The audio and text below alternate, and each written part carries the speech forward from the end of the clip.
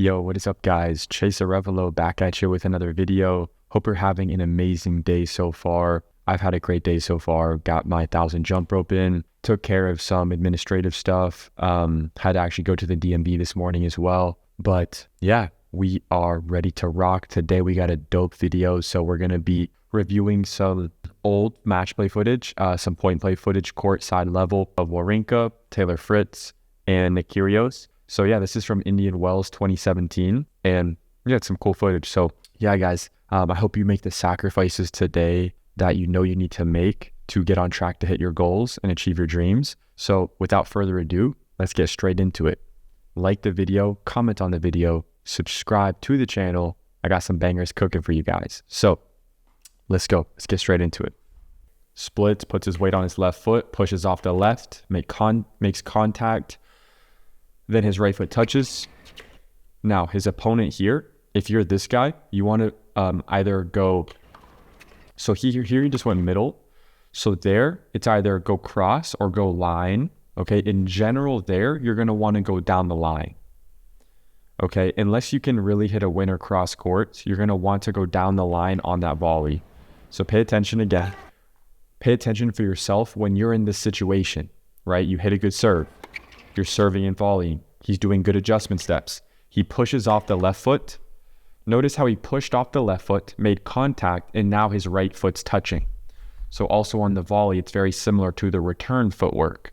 So return footwork is very similar and almost the same as volley footwork. So make sure you practice that, okay?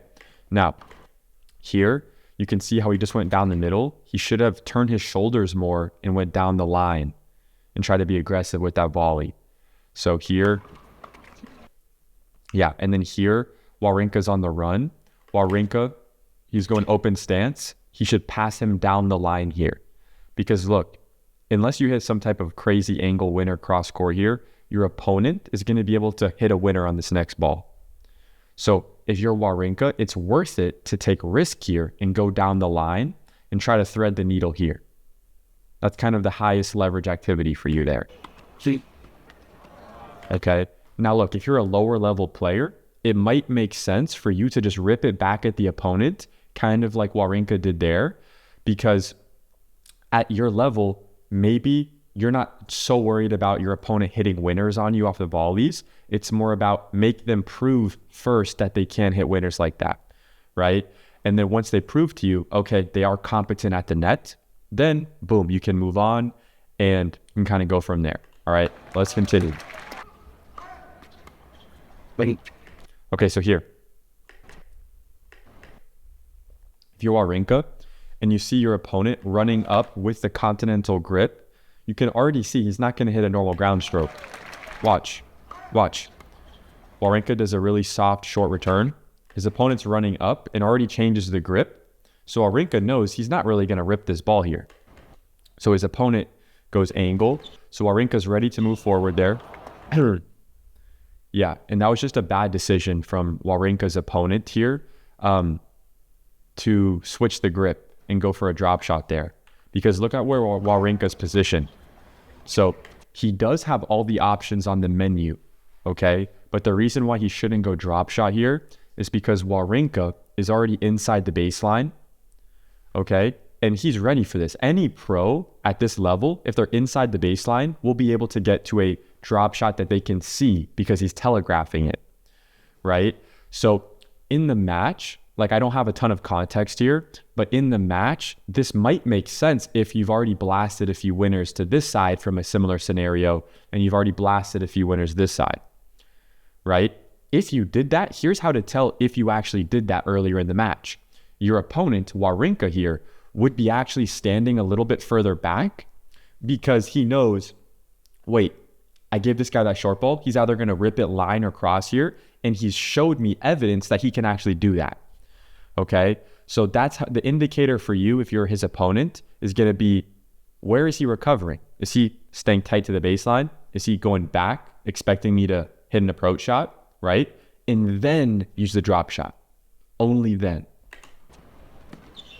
And look, he could have made that shot, obviously, but he sees Wawrinka moving forward, so now he has to have very little margin on it. He has to really go for a crazy shot, and he missed it. all decision making now at this level. Yep. Big serve. Take a look at his serve there. Yep. So one thing to pay attention to, Yep. every big server has a lot of leg drive from the ground, but look at the angle of his legs here. Look at the angle of Wawrinka's legs. He doesn't really bend his knees that much compared to some other players, right? But notice how his chest angle is really facing up to the sky still, right? So there's different things you can look at with servers. Some of them bend their knees a ton. Some of them bend their knees a little bit less. But what are the things that everyone is doing? What are the things that no matter what particular style or flair they have on their own serve or their own shot, what are the timeless principles that I can apply to my own game, right? So with you, maybe you should experiment with how much you're bending your knees.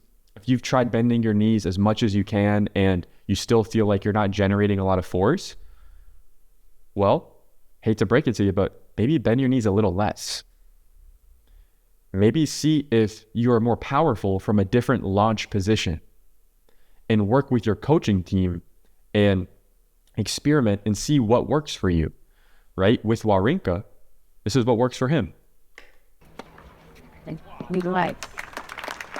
He has really good thoracic mobility, which allows him when he generates from the ground to put his chest going up to the sky. Very good.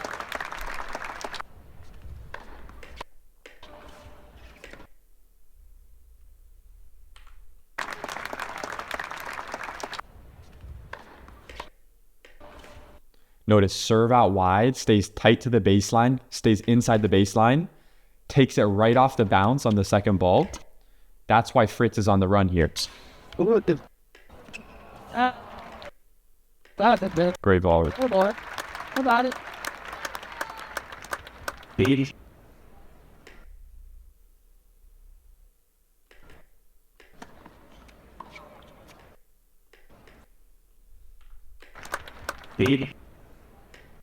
So if you look at Benoit Paire's technique here, on his forehand, there's a lot of people might say his forehand is kind of weird, right? And I would argue that there are some things that look a little interesting on his forehand. However, let's look at what timeless principles he follows. Let's see. So he serves, he's setting up on his forehand, okay? He lets go of the racket. He takes his left hand off the racket once the ball bounces. That's something he is doing. His right elbow is more up instead of down, which means his elbow is going to act as a brace to set the racket more on the outside. So if you have too big of a ground stroke, okay, one thing that your coaches can help you with is experiment with the height of your elbow, okay, when you're preparing. And the more modern styles of forehands, the ones that have a lot more action, have a lot more racket head speed, okay? There's a reason why these more modern players have their right elbow a little bit higher, or their hitting arm elbow, okay? So notice that's what he's doing there. Now, the ball bounces. His left arm, okay? His left arm does drop a little bit there, but look at what he does when he lets go immediately. So look, he actually does keep his left arm relatively level, okay? It's not perfect, right? But his left arm stays relatively level, and this is what he does. So the ball bounces. As his racket is extending, okay, for him, he kind of sets it more back, okay? But the lesson for you to learn is when he's pulling forward, look at the angle of his elbow. So notice how he doesn't really change the angle of his elbow when he goes forward. So he's all the way back. He's not going to go more back than this position here, okay?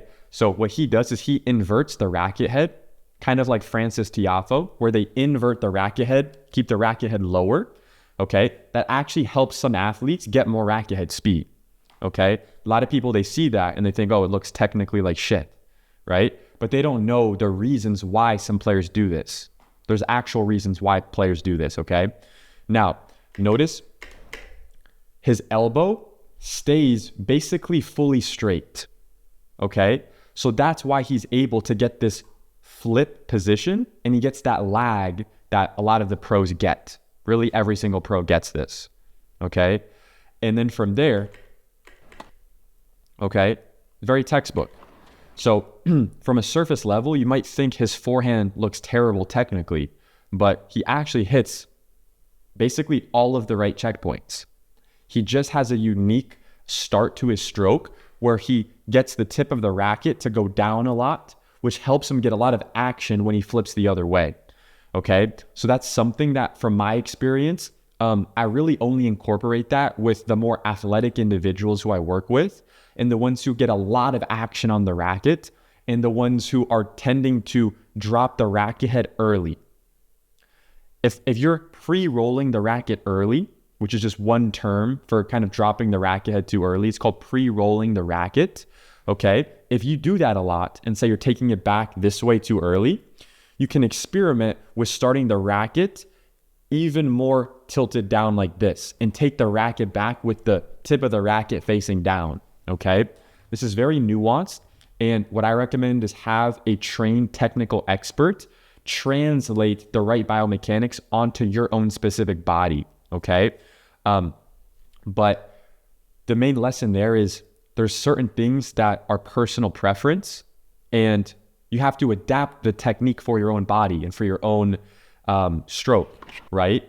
But it's your job to build in the timeless principles like the length of your right elbow, the length of your arm, right? Where the racket head is before you pull forward, right? Are you changing your elbow angle when you go forward, or is it staying, even if it's bent, is it staying in that same distance and length the whole time as you're going forward, okay?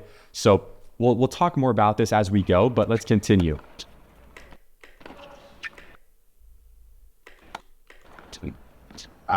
So there, Benoit Paire goes down the line. And usually for players, especially lower level players, if you're going down the line on a shot, your opponent goes cross, it's pretty rare that you should go line on that next ball. It's going to be pretty low percentage. Okay. So like here, in general, you're going to want to go cross here if you're Benoit Paire. Okay. Like you can do that. You can make that shot. It's just way lower percent. So I personally would not recommend that. Sweat.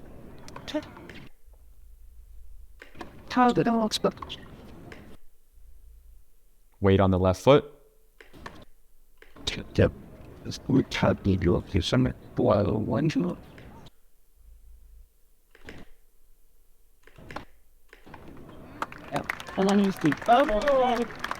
Right, let's see. Nice shot.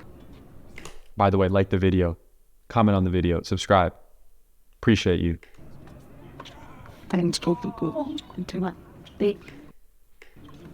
know what to do. So Kyrgios gets a short ball. Kyrgios can do whatever he wants here. He can crush the ball 1,000 miles an hour cross. He can rip it line. He can do whatever he wants. He can slice it. So then and only then does he decide, I'm going to use the drop shot. Because look, I got all the options on the menu. Boom. So that's why it made sense. Because he could have ripped the ball. He could have done this. He could have done that. So he has the options. Boom. Now use the drop shot. Kyrgios does such a good job placing his right foot directly under his body, which is why he has amazing leg drive going up on his serve.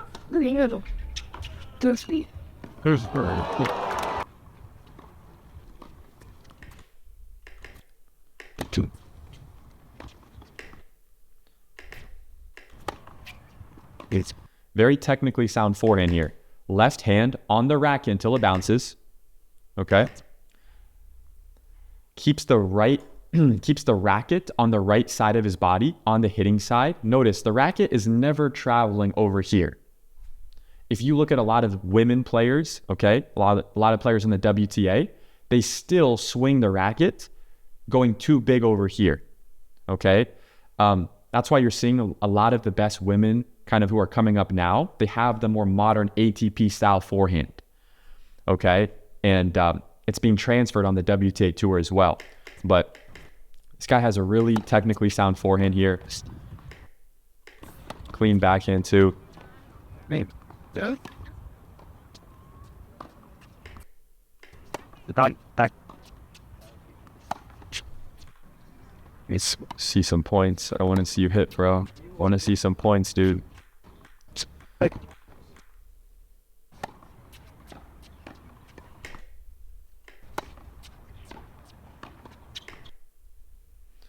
His left arm is level, okay? His shoulders are totally level. I could put a glass of water on his left shoulder. I could put a glass of water on his right shoulder. And when he rotates, you want to keep the shoulders level. So that's something you can focus on when you're just warming up is let me focus on keeping my spine straight. So his spine, the line right here in his back is straight. And then the line here from his shoulders is flat like this. It's not tilted. He's not tilted forward. He's not tilted back. Okay. And it's just something that you can focus on, okay, when you're warming up to make sure your stroke is clean. Get your shoulders level. Keep your shoulders level. Look, he's turning. His shoulders are level here. Okay.